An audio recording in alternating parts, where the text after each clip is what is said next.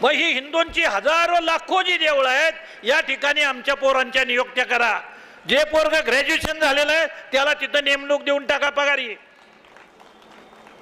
लाखो लाखो पोरं कामाला लागतील. एका मंदिरामध्ये 5, 10, 10, 20, 20 भटांचं कुटुंब चालतंय.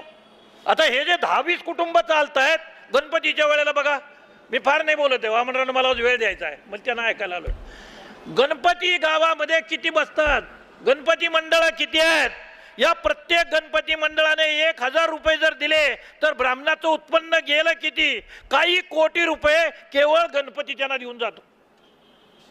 आमची पोरं ढोल वाजवत बोंबलत बसतात, लिजिम खेळतात, ढोल वाजवतात, ढेंगडिंग करतात, सगळं करतात आणि मलिदा ते खाते. त्याला बोलल्याशिवाय काय पुरं होत नाही. त्या ब्राह्मणांची गुलामी ही धार्मिक स्वरूपाची घुसखोरी आहे. हे हिंदूंच्या धर्मामध्ये घुसलेले आहेत आणि